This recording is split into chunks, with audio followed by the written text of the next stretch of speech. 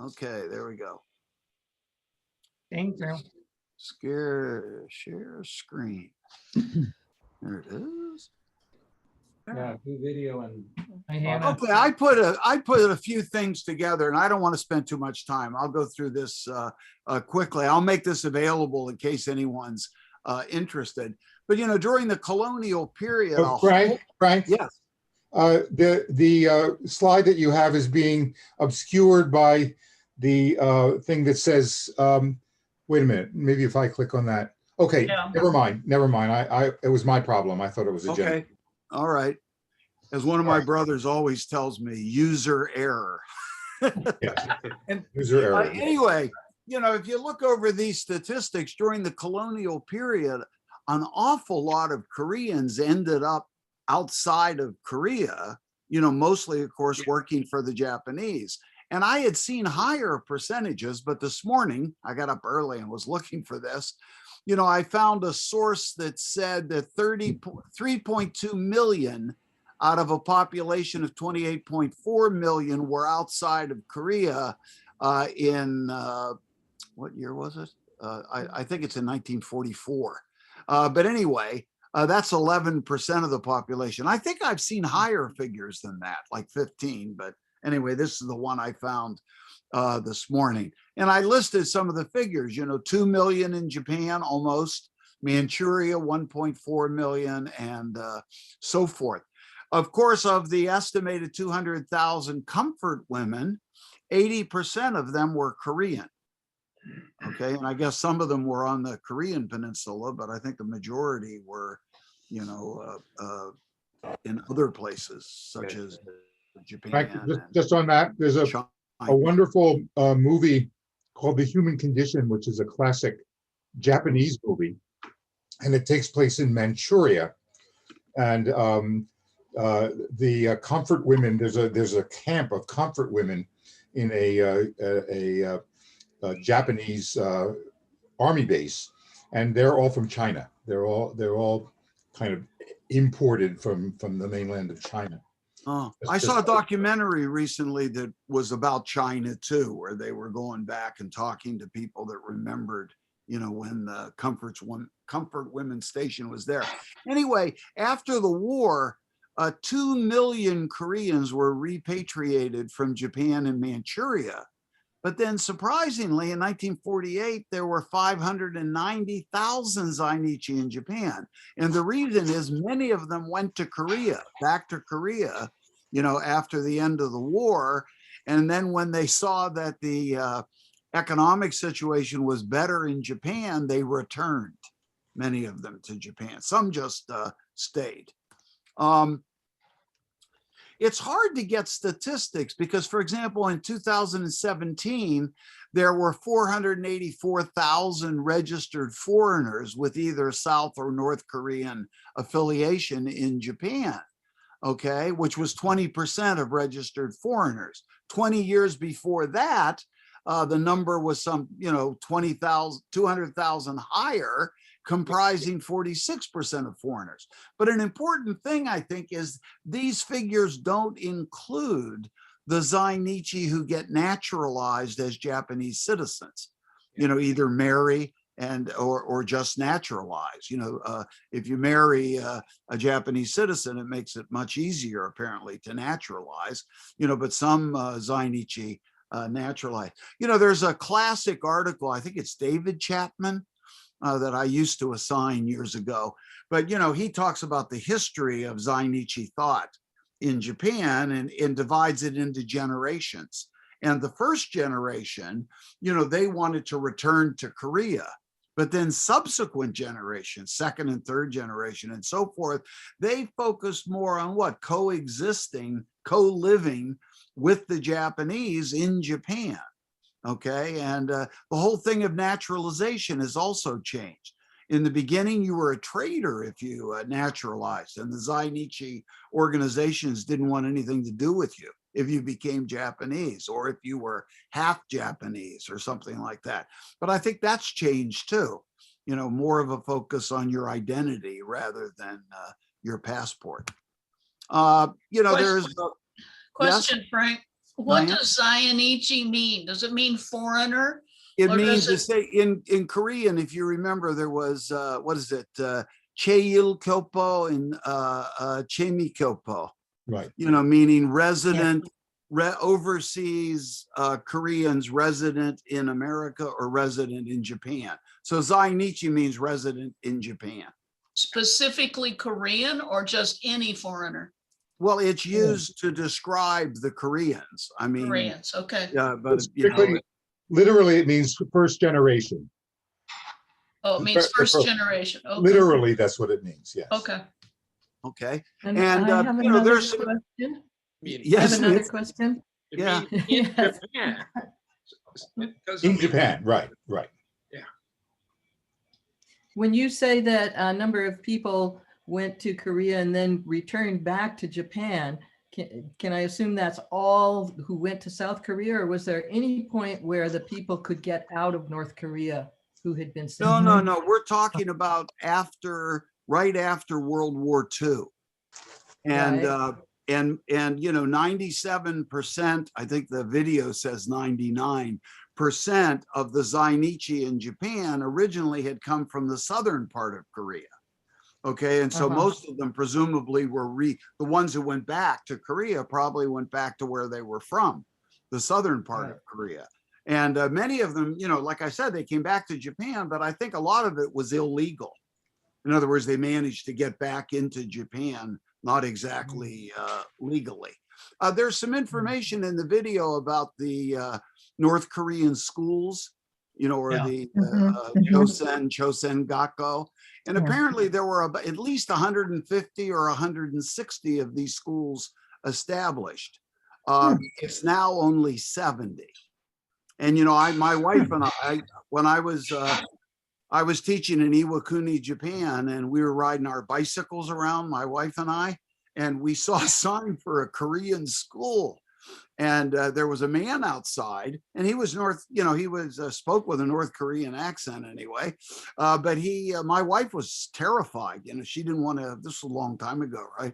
My wife didn't want to go anywhere near this guy. But we had a little conversation, and he was telling me even then, this would have been, I guess, in the late 70s, that even then, the number of students was decreasing. That more of the Zainichi kids were going to regular Japanese schools. I happened to find out that, so a lot of the prefectures in Japan have been cutting the subsidies because of anti-North Korean sentiment. And then there's also and they say they propagate dangerous ideas and so forth, but also the tuition in Tokyo to go to the Chosen Gakko is, $3,000, some $500 a year. And many families can't afford that. Wow. So they send their kids to the Japanese schools. Yeah. This repatriation, the reason I put repatriation project is most of them were from South Korea originally, the Zainichi. So when this project to return to North Korea, in a sense, they weren't returning there because they were never from there.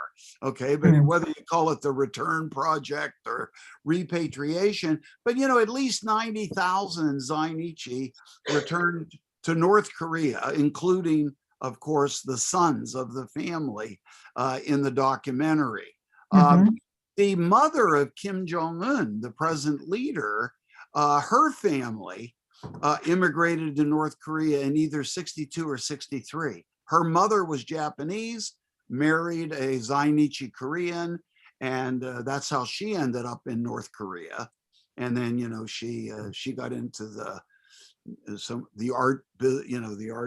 art troupe of some sort. And anyway, she ended up married to Kim Jong-il, I guess it was. Kim Jong-un's father. Now, I saw conflicting figures about how many Zainichi have escaped from North Korea. But, one of the most famous ones is Kang Cho-hwan, who wrote The Aquariums of Pyongyang. I read that. It was quite an interesting book, but he was from a Zainichi family. His grandfather was accused of treason in North Korea, and the whole family was sent to, to a prison camp. The two big experts, in my opinion, on Zainichi are Zainichi themselves. One of them is John Lee, spelled L-I-E, who's a professor at Berkeley, sociology professor, and the other is Sonia Riang, Yeah. and she used to be at Johns Hopkins. I'm not sure exactly where she She's at, is. the last time I heard, she was at Indiana. At Indiana, okay. And, I've read some of their stuff. I put a short bibliography at the end here. I have all of the sources in the bibliography in PDF format. So if anybody would like them, just contact me, send me an email, and I'll send you through Dropbox or whatever. I'll send you the books and whatever. But anyway, John Lee, he emphasizes the out marriage of the Zainichi. There's some 90% of the Zainichi are marrying non-Koreans. And, and of course, if you think about it in the long run, if that continues, along with naturalization and everything else, the Zainichi identity might be, severely eroded in Japan. Since 1985, if either of the parents are Japanese, citizenship can be granted to the children. And naturalization, I think from I can't remember the exact year, it might have been 82, 92, they made naturalization easier. And, some 10,000 Koreans, Zainichi Koreans every year naturalize. Here's information about John Lee. If you want to look at it, of course you can. And then Sonia Riang, she, in one of her articles, The Denationalized Have No Class, written in 2008. I have that if anyone wants it. But anyway, she talks in the article about what she thinks is a very important survey by Kim Myung-soo, but it's very old. It's 1996. And it compared Japanese men with Zainichi men in Japan more than 20 years ago, 25 years ago. And she says there's very few statistics available about the Zainichi because, they're just not often collected. And what this Kim argued was that even though the income of Korean men 25 years ago, Zainichi men, slightly surpassed that of Japanese men, and their educational attainments were, similar, by occupation, there were great differences. 42% of the Japanese were white collar, where only 26% of the Zainichi Koreans were. Self-employed Japanese, 23%, Koreans, 52%. So the Koreans tended to be employed in restaurants, construction, manufacturing, pachinko parlors, and so forth, with few, in executive or professional positions. I read some other sociologists that have quibbled with Kim and said that, he didn't count things very methodically. He overcounted self-employed, undercounted employees, and so forth. Just a random statistic here. There are more than 100 Zainichi lawyers in Japan as of 2018. So apparently there's, I hope some growth in those kinds of groups. Anyway, Riang basically argues that Koreans are in a state of statelessness. And, one of the problems in in Japan has been Zainichi weren't able to do a lot of jobs because you had to be a Japanese citizen, including school teaching, elementary school teachers, and so forth. And some prefectures have changed that to some degree, but I think there are still those kinds of inequalities built into the system. It certainly was in the book, the Pachinko book. Right. Certainly reinforced that feeling of countryless, nationless, Right. and that they had no option. So it's good to hear that naturalization is an option. Right. Kinda. And I think it's not considered, being a traitor so much as it was in the past. I found these photos online. This is the woman who made the documentary, Yang Young-hee, with her parents, of course. This is with her mother, two of her older brothers as a little kid. And this is she, as a mature woman. And let me see. Dear Pyongyang, won awards at Sundance, the Busan International and Berlin International Film Festivals. And let's see. She focused the documentary. I read an interview with her recently, and it was in 2017 is when the interview took place. She said she focused the documentary on her father trying to protect her brothers. But whatever, anyway, she was banned from North Korea after the film, started winning prizes and so forth. She took South Korean citizenship in 2003. She says she never wanted to be a South Korean, but she needed the passport for travel purposes. She got an MA at the New School in New York City. And she did a subsequent, I haven't seen these other two. She did a documentary called Goodbye Pyongyang, where she tells the story of her niece who appears in the documentary that we watched. I think it's the one that said, I love you. I think that's the niece that she did it on. And she also directed a fictionalized film. One of her brothers returned to Japan for cancer treatment, 25 years after going to North Korea. And that's all I know about that. I don't know if he recovered. That's unusual. He was only in Japan for 3 months or something like that for treatment. Her dad died of a stroke in 2009. If you watch the documentary, which apparently many of you did, the father was in really bad shape at the end of the documentary, but he lived another 4 years. As she said, he seemed to have a great will to live. He died in 2009. Her oldest brother, the one who had the musician's son, he apparently suffered from depression all of his life. He suffered a heart attack. He died of a heart attack in the same year his dad died, 2009. The mother, at the time of this interview, she still visits the family in Pyongyang, but her daughter cannot because she's been banned. Our Homeland, the fictionalized film, won awards.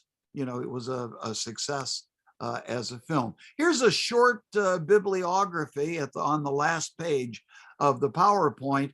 I have these articles and I also have the books all in PDF form. So if anybody would like them, it's very easy. If I have your email address, I can just send it to you. I'll put my email address.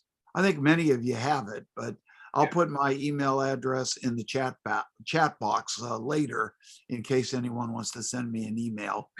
And I'll make the PowerPoint here as well as the recording available to Diane later today. Okay. Any comments before we start watching some clips from the documentary? Yes, thank you very much. It summarizes a whole lot of stuff clearly, and I appreciate it. And there's I saw the film this afternoon, and of course, it just balances what I was watching. And also, as I mentioned to you earlier, I'm most of the way through reading Pachinko now, and all of this just fits together beautifully. So it's I really doubly appreciate it. Thank you. Pachinko is terrific. I recommend it to everybody. Yeah, me too. Me too. Let me, I got lost here. Hold on. I got to, okay. That might, by the way, that might be I was going to say Pachinko in and of itself might be a topic for one of these sessions where we all read it and then have a discussion about it. I read it. I'd have to reread it. I Well, can't remember a Well, whole you, lot you, about it. you I could. liked it. Yeah, it's a great, it's really good, and there's a lot of food for thought in it, and would make for a good discussion, I think. Okay, so let's see if this works. It should. I tested it out earlier. But let's see. I'm going to show about 25 minutes or so of clips from the documentary. I have to sort of approximate where it is, you know, you'll see me doing that, you know, because I don't, you know, I don't know how to edit the documentary, you know, into a new piece. But anyway, here we go. You can see the subtitles too, right? Yes. Yes. Okay. はい。もう終わりやで。あのじゃね、80か、85ぐらいまで生きたらね、友達と一緒にね。70代もいいや、ちょっと早いけどな。それで死んだら、お前ね、横へ来て、泣かんでもいい。あぼじ、お前にしっかり頑張ってくれた。それだけで。それだけで。あぼじのお墓はどこに作ったらいいの？あぼじは墓いらない。あぼじはね、ちゃんとこれくらいのを作ってね、そしてなんていうのか、お寺。ここら辺のものだけやって、ちゃんと納めておいて。どこのお寺？日本のお寺か。ああ、いろんなお寺じゃなくて、うちさんのお寺して。だからどこのああ、日本で。トングサ。トングサ？うん、それで今度はその次どこ持っていくか。ペヤンや。初めからペヤン持っていく。そんなしょっちゅうあちこち持っていかれへんよ。うん、今度いて、このと相談しておく。予約しとかな。ちゃんとする。なお、うん。墓予約しとかなあかんな。しような。ああ、いいな。こんだけうちの嫁さんと娘がいるから、あぼじゃこう、こう、こう。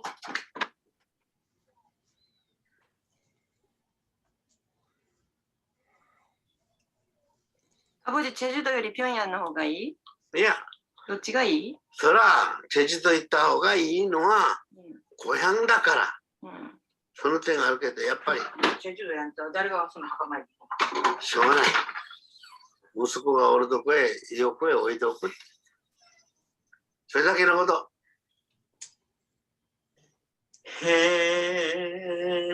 해당 피고지는 소마을에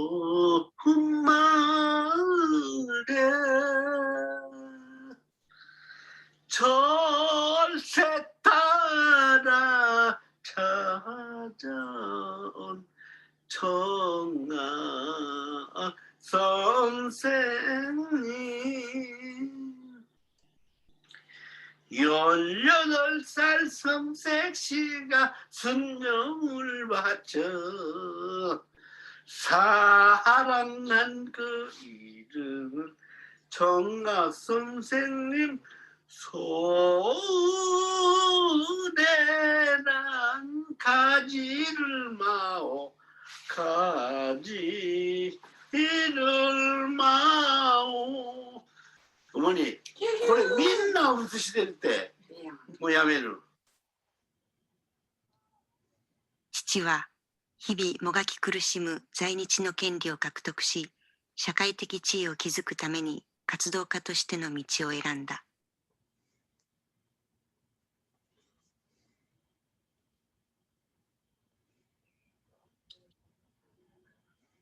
北の思想に共感し、キム・イルソンの導きによる祖国統一実現のための政治活動に没頭していく。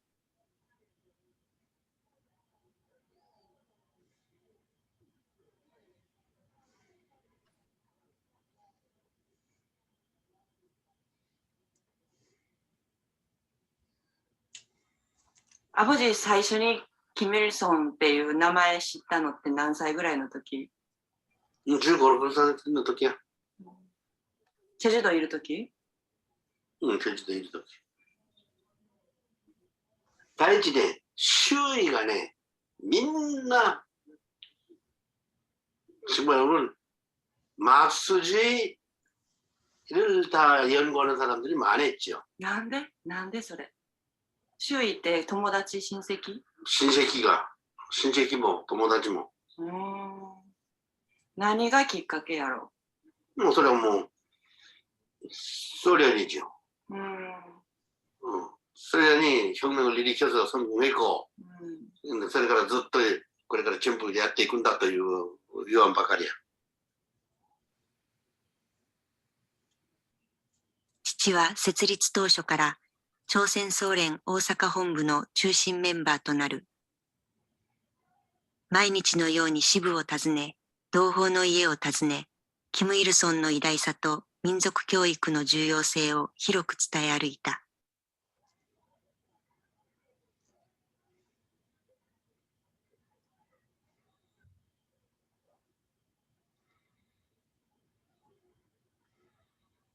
当時朝鮮総連は日本全国に約40カ所の本部と支部、160校以上の民族学校を設立し、北朝鮮政府から多額の教育援助費も送られていた。根なし草のような境遇に置かれた多くの在日は、自分たちに救いの手を差し伸べるかのように思えた北朝鮮政府に大きな期待を寄せた。結果、6割以上の同胞が総連を支持した。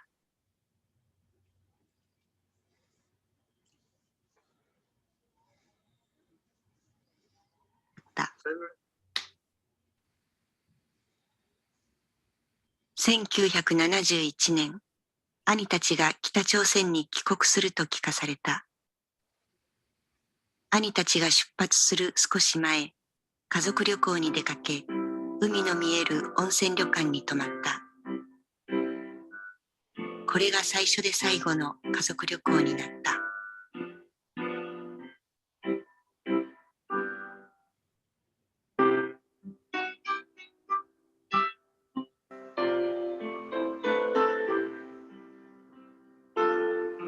出発前の記念にと家族で写真を撮った。私は帰国という言葉の意味もわからなかった。ただ、兄たちが遠くへ行ってしまうということだけは分かった。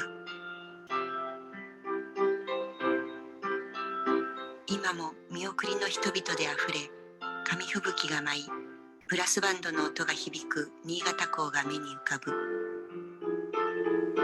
私は背伸びをして泣きながら兄たちを見送った。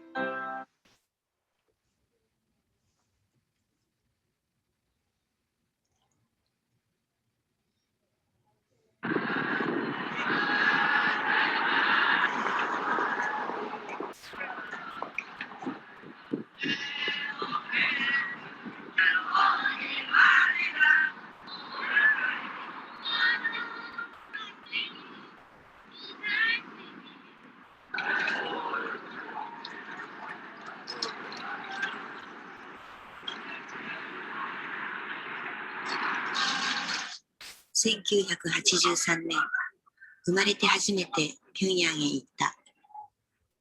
朝鮮学校学生代表団の一員としての祖国訪問であった。この時、11年ぶりに兄たちと再会した。11年ぶりの再会であったが、自由に会うことは許されず、決められた面会時間はあまりにも短かった。面会という言葉に戸惑いながら、兄たちとの空白の時間を埋める言葉を探していた。私はただ泣くばかりだったが、兄たちは大きくなった妹を眺めながら笑っていた。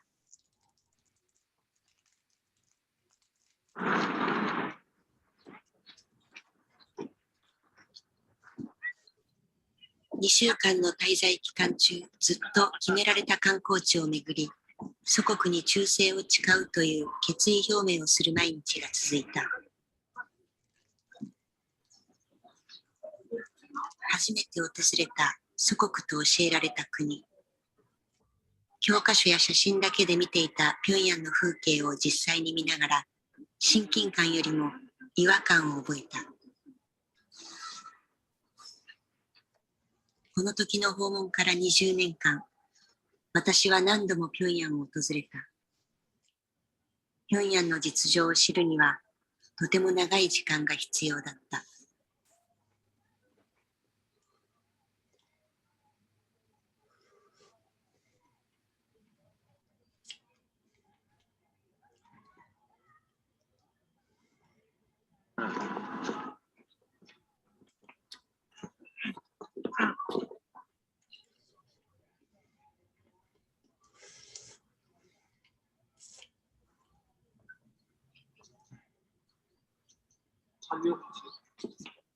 自然体で。自然体で。ビデオでね、멈춥니다 자꾸. 그래요. 카메라の前みたいに. 아버지動いてって. 그대 뭐組みたいけどやめてほしい. 상당히 이식을 하고 있잖아요. 主席の銅像の前で本当に嬉しそうな父と母。でも私はその後ろに見えるあの三角の建物を無視することができない。建設工事が中断されたままになっているあの建物。隠しきれない現実が痛々しく見えてくるようだ。Building is still not finished.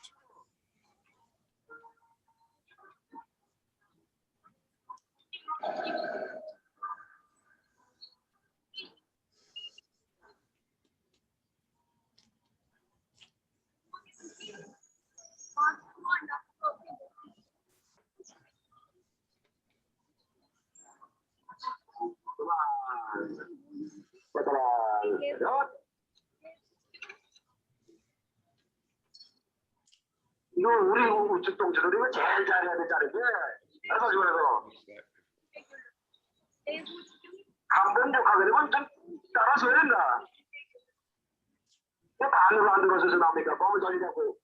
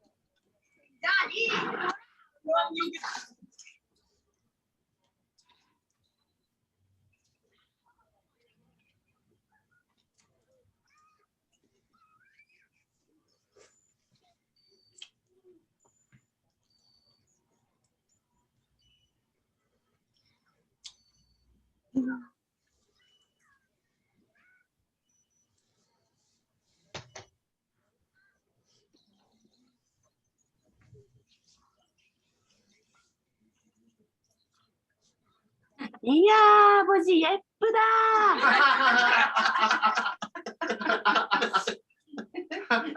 어떻게 형벌 건가 모르겠어.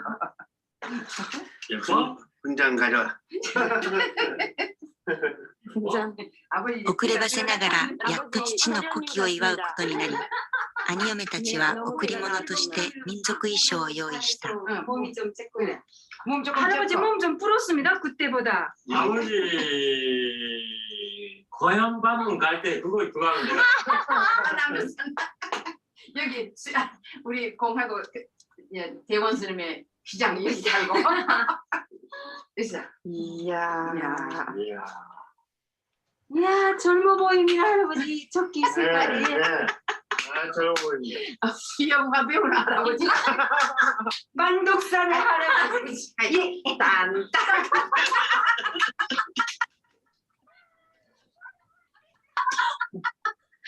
야, 미워가 없네 뭐. 미워. 야, 조선의 할아버지. 진짜 어울립니다. 아버지 카미 밀고. 예. 아이고 200 까야 되겠다. 아버지 신혼여행으로 좀 먼데 어디 갔다 와셔야겠습니다. 예. 여기 태능이 때문에 깃발 들고 가라. 미라고 도시에. 아버지 미워가 엄마. 으쌰.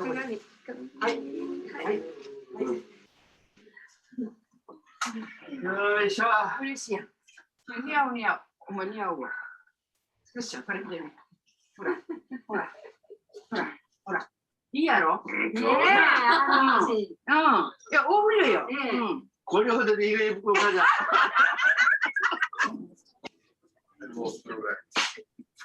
ろしいか。いいのかな。うん。こっちはあれは。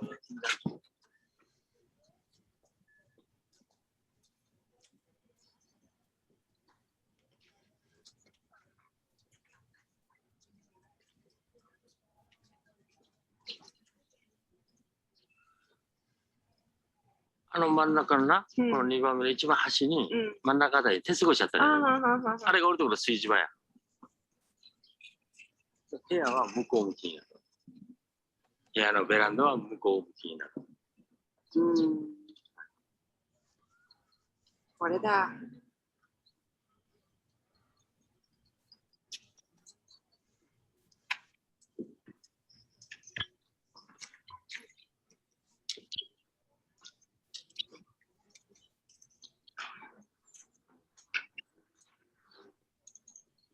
판을 만들고 몽탄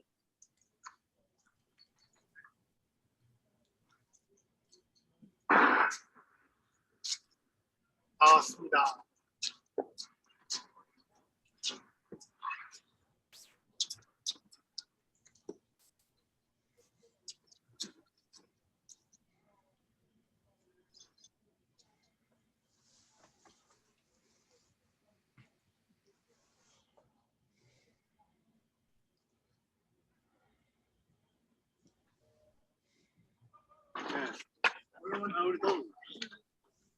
Ya,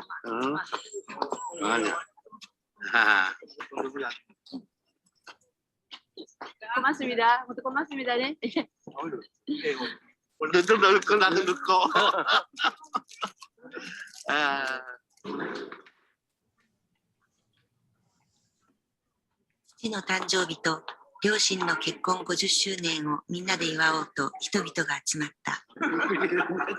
会場には平壌市内だけではなく、シニジュ、ウォンサン、チョンジンなど全国から人が集まった。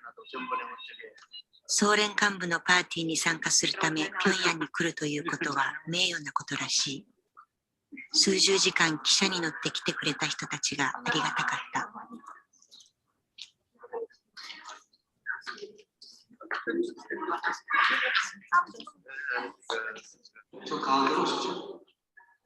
息子たちが開いてくれた初めてのパーティーだと両親は嬉しそうであったが、その費用は仕送りのお金から支払われた。100人が集まったパーティーの費用は25万円だった。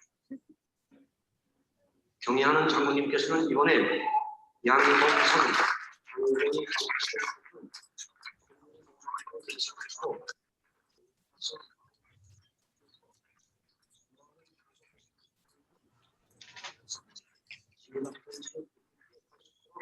세시하고도 인정했던 사람이 느껴졌습니다. 지금부터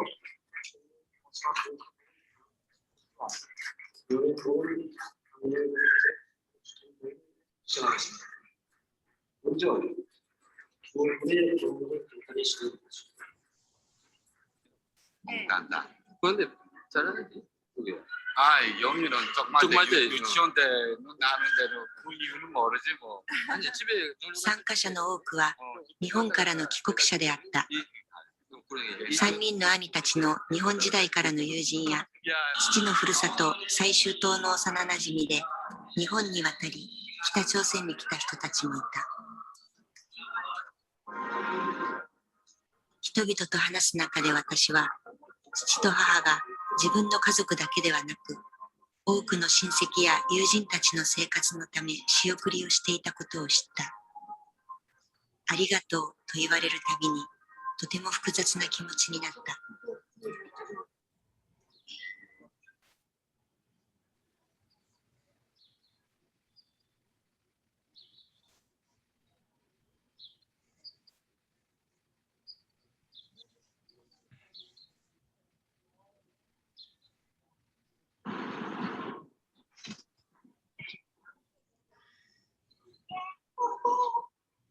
Frank,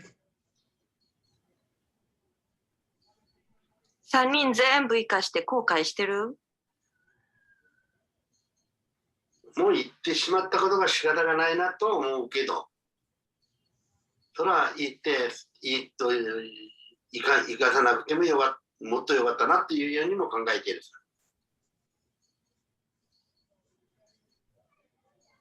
あの時アボジ何歳やった？息子らみんな生かした時。アボジが何歳やった？何歳かな？今から32年前、32、3年前。ってことは、アボジが43、4？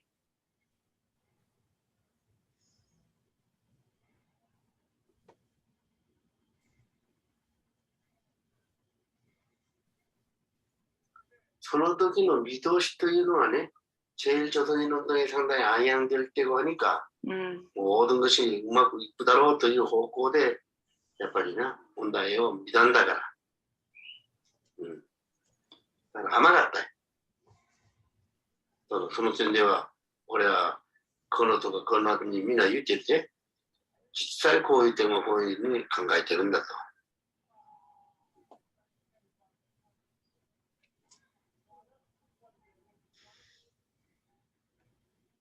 自分たちもよく知らなかったっていうことはあるけれども、やっぱりちょっと早かったなっていうことに、そういうこと言うてるね。コンビニオパ中学生やったもんな。アボジ新潟で見送るとき泣いた？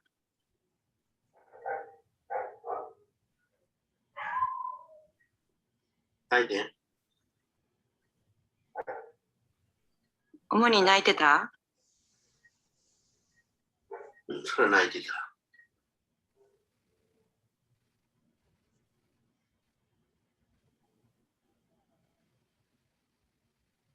Okay, this is the last one. It's about 6 minutes or so, but this is the last one. だけで復習したから鬼も楽に。あと、平壌におる子供らと孫たちに願うことは？元気で。まず元気。건강해서 공부를 잘하도록. 勉強するとき一生懸命して、우리 나라もこれからそれこそ経済も発展するし、すべての面で今までと違った飛躍を遂げるということは信じておりますから。信じてえらい長いねんけどな。いや、それ信じるのは長いところにうちは。일편단심気持ちは変わってないから、それを伝えてください。早く国交が正常化して、向こうにおる子供たちが親親戚に会うために日本に言語も自由にできるようにならなければいけません。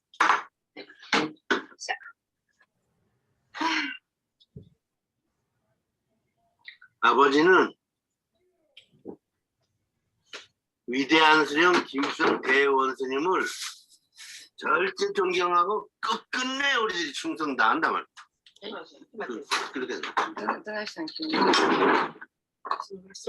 뿐만 아니라 현재 우리 김정일 장군님을 잘 모시고 끝끝내 우리가 믿고 나간단 말이야. 응? 계속 더 사업을 잘 해야 돼. 그러니까 우리 아들들 다 모두 손자들 다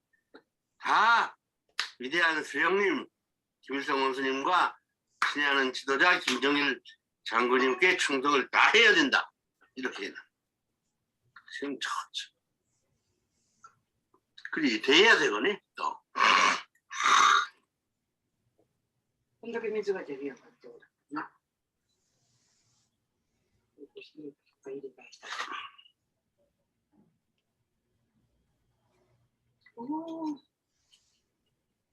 잘 부탁합시다.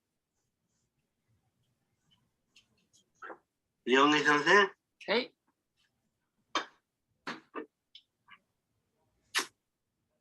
今のはアブジ、アドルとソンジャ言うたから娘は入ってないな。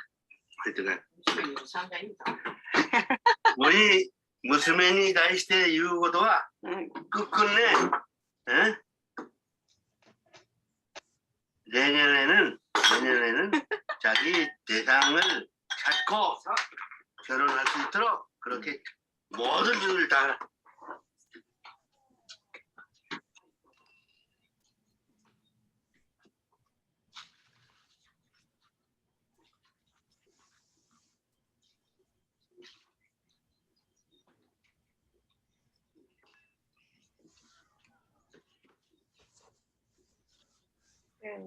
国籍がなんかもうまたややこしいな。 국籍나오시면 해요. 不便や。 한국으로만 해도 좋죠. あらら、そうなん。 그래도 本当はもうやらんでもいいけど、やっても構わないと思うよ、もう。やらんな、アブジ4時な。他の国にも行かれへんねん。行けるけど、再入国ってあるでしょ、あれってアブジ知ってる？難民パスポートやねんで。だから、それをするためには韓国やろ。それをやろう思ったら韓国の国籍でやらにゃあかんわけや。だからやれ言うてんねん、ほら、アボジは。アボジは買えへんの？アボジはチュンソンタハンダー言うたから買えへんねんな。買えへん。絶対買えへん。死んでも買えへん。で娘は買えてもええの？うん。アボジ、それ、さっきの話聞いたらさ、アボジと、オモニと、平壌にいる息子と、孫たちみんな、수련님과 장군님께 충성다한다言うたやん。で、4匹をはみごにしたやん。형님은 충성다한다. で、4匹だけまた国籍も変えてええわけやねん。別枠やねんな。別枠にしておこう、そこだけ。それでも、だからアブジ4匹に意地悪せえへんの？せえ。絶対せえ。アポ。ほんまかいな。えらいアブジ。変わったやん。ちょっと話終わってないね。うるさい。話終わってないね。ちょっとアブジ面白いってちょっとよく聞きやアブジ。アブジ4匹ニューヨーク行くときにね、国籍だけ変えたらあかん言うたやんか。そうや。でなんでそうやって変わった？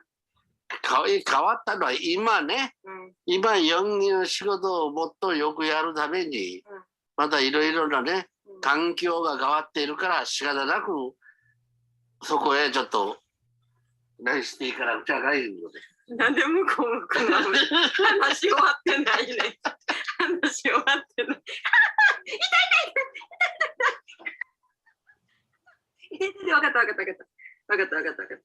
らソウルに嫁に行くって言ったらどうする？4匹ソウルに嫁に行くって言ったらどうする？よろしい。ええの？いいの？いいよ。あらー、そうかいな。한국 사람도 저 사람이다ということや、アボジの言うことは。そりゃそうやねんけど、ソウルに4匹嫁に行ったら寂しいで、アボジ。それは寂しいけど、気分が来たりしたらいいや。わかった。まだアボジが行くかもわからんし、おもにが行くかもわからんし。それもあると。まだ、こんなだとか、こんなだとか、まだ来る場合もあるということもわからないと。それはちょっと難しいけど。いつかわからんな。難しいけどな。アボジ、ちょっと聞いて。水いっぱい俺も。これ面白い。アボジ、ちょっと聞いて。お前水いっぱい飲んで。これあかんわ。今まで何があっても国籍だけは変えないということ、いわゆる朝鮮籍を守るということが我が家の掟であった。この掟について、父は堅くなに自分の意志を貫く人だった。お前の仕事のために情勢が変わったという父は自分とは違う娘の生き方を受け入れてくれたのだろうか。父の笑顔がありがたかった。同時に北か南かどちらかを選ばなければならない現実の矛盾を感じた。絶対俺は国籍を変えないと言った父。父が守ろうとしているものは何なのか。父の言葉の意味を私は考え続けようと思う。これからやっと父と話し合える気がした。父の言葉をたくさん聞きたいと思った。私の思いをたくさん聞いてほしいと思った。うるさいわ。今聞いてや。ウリマリもわからんと、キムチ食べられへん、チョソンサランと、朝鮮語もできてキムチ大好きな日本人と、どっちがええ言うてんねん。だから日本人あかん言うてる。これ、ちょっとお前狂ってるのか、もう。ちゃうやん、だからアボジ。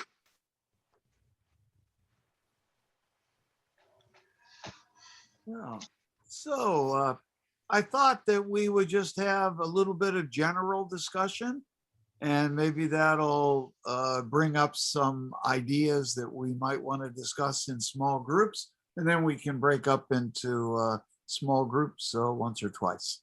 Okay, floor is open to comments, impressions. Where was the mother originally from? I do not know. Didn't say.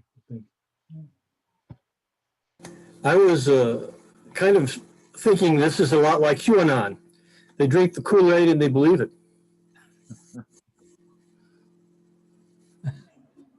I thought it was interesting what they showed. I mean, obviously it was blind faith worship of the great leaders, Kim Il-sung and Kim Jong-il and Kim Jong-un. But there was very little, if any, that I saw that I can recall in the whole film that talked about Kim Il-sung thought about Juche, about the conflicts between North and South, about the conflicts between North Korea and the United States, any of these issues, the ideas about what, North Korean ideals, none of these really came into the picture at all. They weren't discussed. It was just all about the great leader and the worship of these gods. That I thought that was kind of interesting. Does anyone know how the family got its support? Was it a direct subsidy from the authorities from North Korea? I mean, because they seem to be doing reasonably well, in Japan. Elsewhere in the documentary, it says for a while the father was working as an activist and the mother was working to support the family. But she wasn't a teacher. I think the daughter who made the film has also been supporting her parents. Yeah, she gave. Do Koreans who naturalize to Japanese citizenship, do they have to change their name to a Japanese name, or can they keep their? I don't think they do now. They did have to in the past, and that was one of the things that made it very difficult. People really didn't want to do that. They were willing to pronounce their Chinese characters in a Japanese fashion, but their name had to be as it was. And now I think, Frank alluded to it getting easier to be naturalized, and that's one of the reasons. In the early 70s, I was in Kobe. I somehow made friends with a couple British guys, and I was staying at their place, and they were teaching English, and I went to the English academy, the Hagwon, and I was waiting for one of them to finish, and there were two like secretaries, receptionists, and one of them,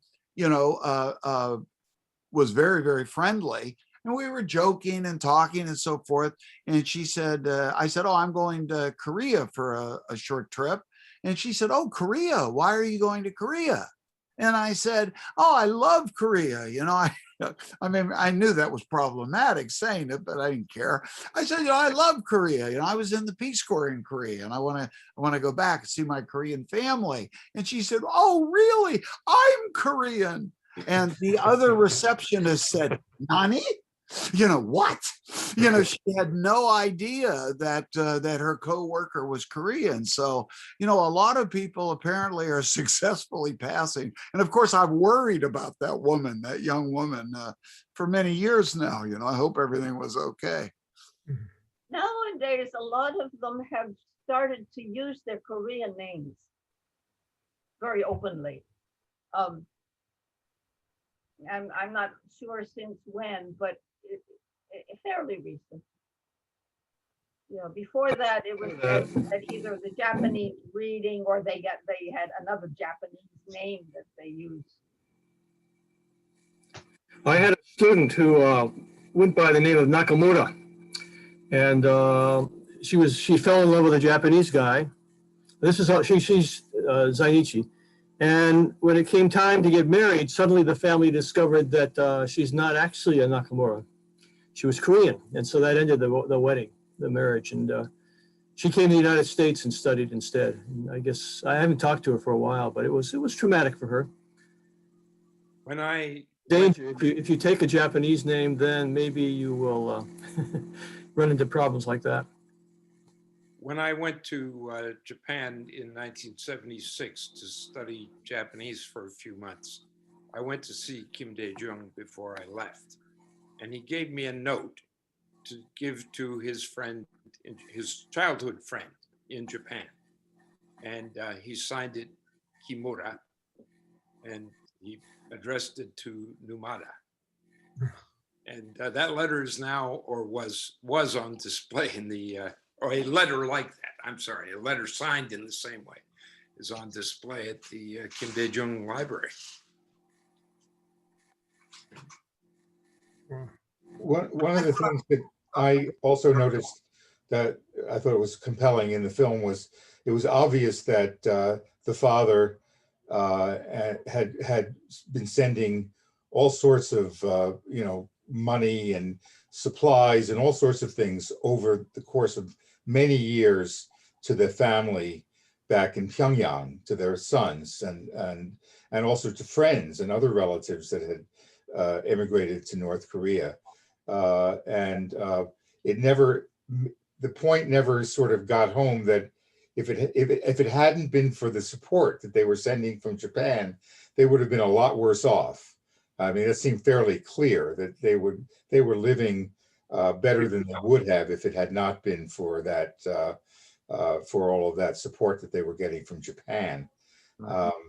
And yet it never came to them. It didn't seem to be an issue that here was this North Korean paradise, where people were supposed to be living so well and in the lands of Kim Il Sung and Kim Jong Il, and yet they weren't able to get along without support from the outside, and that didn't seem to shake their faith one iota in the validity of their beliefs.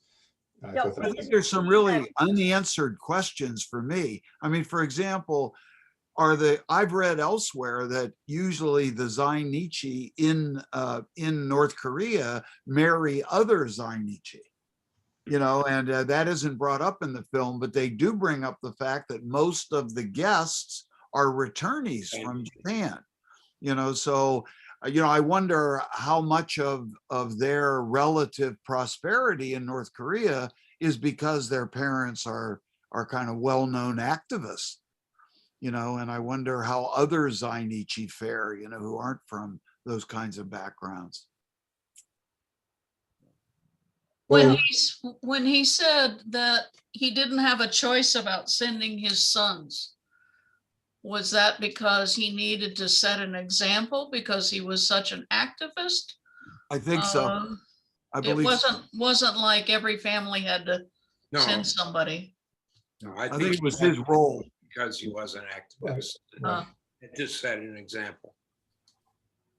And you think that was more relevant than the belief at that time, which I think really gets them off the hook a lot, that they really felt optimistic that North Korea was more prosperous at that point, and that they thought they could anticipate the relationships between Japan and North Korea and the reunification and so on. Right, 90,000 went, and only 100 or a couple hundred have returned and managed to escape out of North Korea. So why don't we, it's about a little after 10. Why don't we break into some groups and you can discuss any aspect of the documentary that you'd like, or, you know, you can talk about anything you want, actually. Does that sound okay? And then we could come back and at least briefly indicate what we talked about in our groups. Okay. All right. That's good. So make 4 rooms, I guess. Good luck. Are there still 2 Ann McCanns? Like one on, anyway, we'll see. What happens, see, Ann, and no problems. Okay, I'm gonna open the rooms, have a nice chat, what, maybe about 15, 20 minutes, and then we'll come back to the larger group.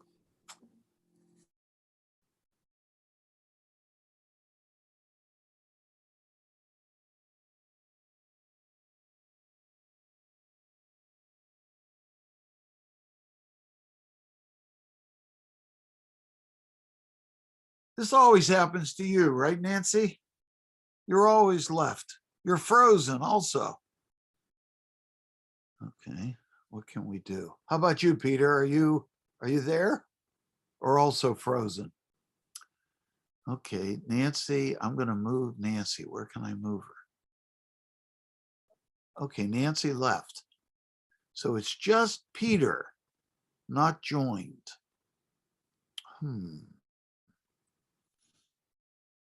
I don't know what to do, Peter. Try to move you to room 3.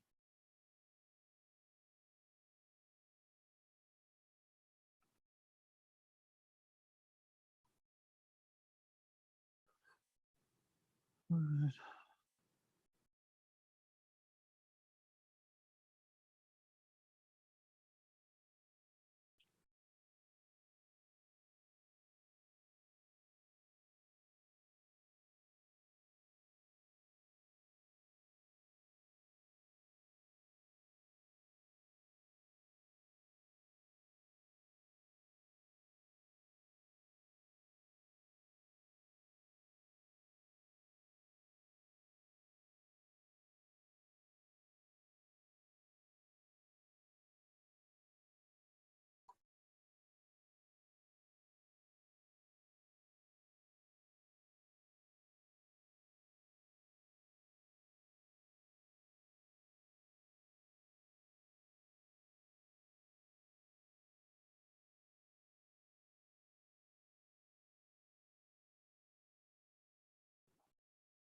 Well, welcome back. I had a chance to join 2 of the groups. It was interesting. Anybody have any comments from, further comments about the documentary, or perhaps things that you talked about in your smaller groups? The floor is open again.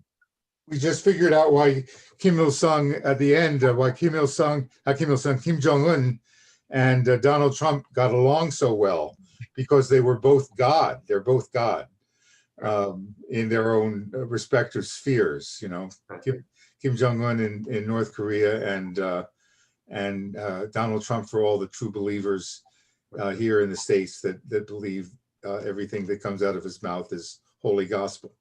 Well, and neither one believes in weight loss regimens.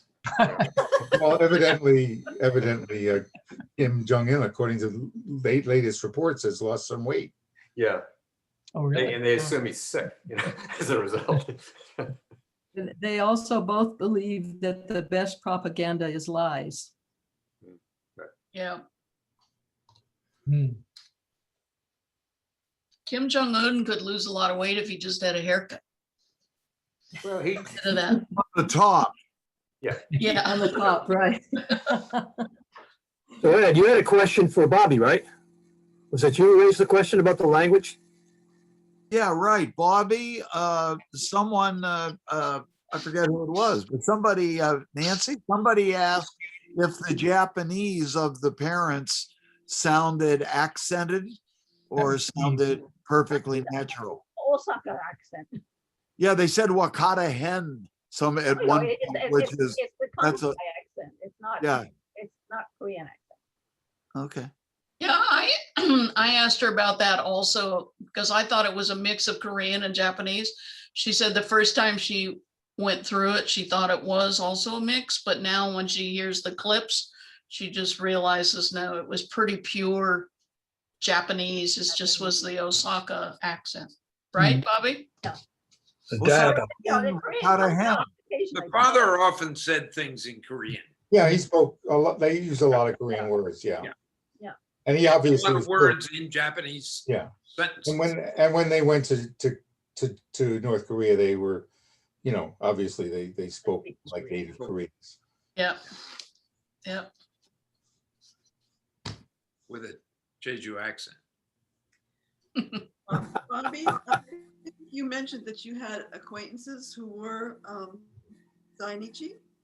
Who's speaking? Diane, over here. Oh, there you are. Oh, yes.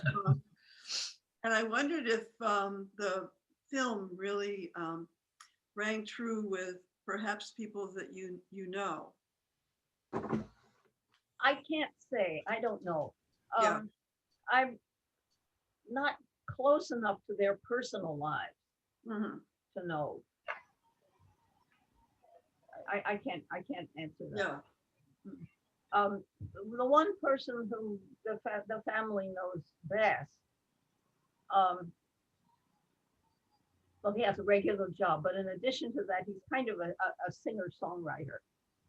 And he has written a lot of songs based on the Zainichi experience. His mother apparently was the cook for what we call hamba, which is like a dormitory for day laborers. And about how good the kimchi was she made and this kind of thing. And other things that about the Zainichi experience. But apart from that, I honestly can't answer that question. Yeah. Are your friends and acquaintances that you know North Korea affiliated or South Korea affiliated? But this particular guy his family is from South Korea, but he took North Korean citizenship. But has lived in Japan. Common, right? That's And quite common. for a long time, he couldn't go to South Korea. Now he can. So that, I mean, the law has changed. And the reverse is also common, where people will like the daughter did. They'll get South Korean nationality for travel and so forth, but their kids may still attend, you know, North Korean affiliated schools. I think in a lot of families, there are branches that are pro-North and those who refuse to have anything to do with politics, and those who call themselves Hanguk Saram. Yeah, right. Years ago, the Zainichi that I met, the ones that had gone to North Korean schools spoke Korean. And the vast majority of the Mindan related ones didn't speak Korean, often not even a word. The second and third generation people often don't. In Kyoto some years ago, I was guided around the city by a Japanese woman who spoke good Korean. And her husband, who was a Korean, a Zainichi Korean, came home for dinner, and he couldn't get past greetings in Korean. Quite common, I think. I was just realizing that one of the things that this film brought home, because I didn't totally enjoy it. It was slow and awkward and so on. And she had the muzzle on, the filmmaker, in terms of what she could put out.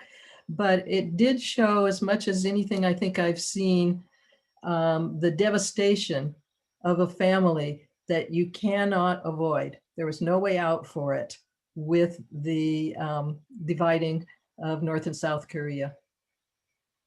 Yeah. Whether they were sent. Oops. Frozen. In this group, But I think a lot of us have Trump supporters in the family or close friendships, and there's some division, but within a family, it's just insuperable. Is that a word? the division. I have, you know, some of my, like my closest Korean friends. One of them, a woman who was actually Munok Pyo, who was sat in on my the presentations that I gave. You may recall her. She her family is from North Korea and has family in North Korea still, as far as she knows. I mean, she doesn't really know what's happened to them. And, you know, she talks at great length about, you know, uncles and aunts who were back there, that her parents, you know, never had much occasion to, or any occasion to be in contact with anymore. And she doesn't know who all her relatives might be. And, you know, it's totally devastating. How did she get here? Her father and mother came north, came south at the time of the Korean War. Oh yeah. Okay. I have one guy I've gotten to know. I told Ed about this fellow. I've got to know him around where I live here. He's from North Korea, and when at the time of Yu-Gi-Oh, at the time of the Korean War broke out, his grandfather owned a gold mine. He was a very, very rich man, lived outside of Pyongyang, and he gave he wanted all of his children and grandchildren to go south, to flee to the south, which they did, and he gave them each a jar to take with them, and in the jar was gochujang, a jar of gochujang, but underneath the gochujang was gold.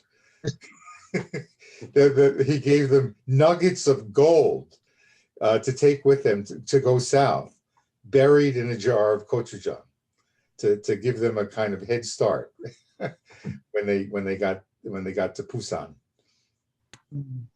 We can continue to talk, but I wanted to give Ned a chance to tell us what his talk is going to be about in 2 weeks.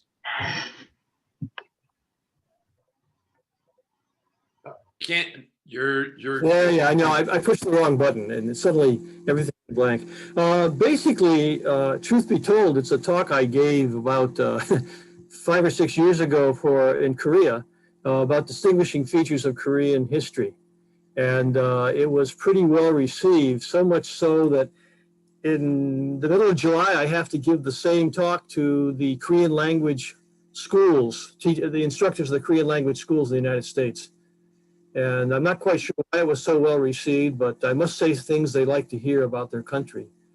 But as I mentioned earlier, probably Ed Baker might remember this, but Jim Pillay one time wrote an article on what he saw as the key features of Korean history. And what he sees and what I see are different, but that's because he's looking at it from a Chosun perspective, whereas I'm looking at it from a real basic Koryo perspective, which is the heart of Korea. But I promise you, I will not stay only in Koryo. I do go up to the 21st century. Okay, good for you, Ed.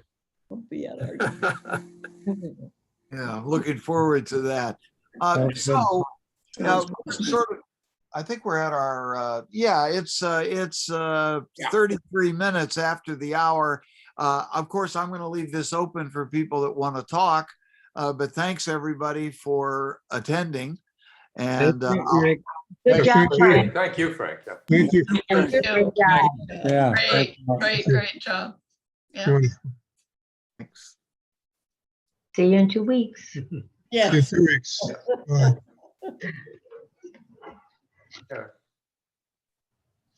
My Bye. life. Ciao.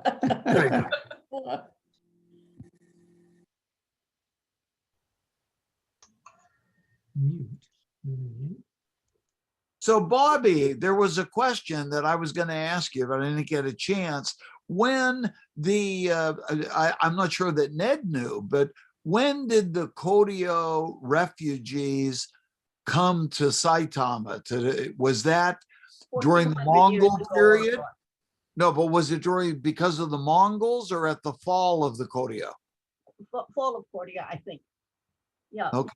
They took with them someone they called a king, and his tomb is right there next to that shrine. Ah, because Ned said he had to come and see Saitama. Oh, yeah. When he goes down to Kyoto, there's lots of stories from Nara and Pekje times, but Saitama might be interesting too. Yeah, but that's why it's Koma. They call it in Japanese. It's Koma. It's Koryo. Right. It was so. What did they call it? Koma-ji?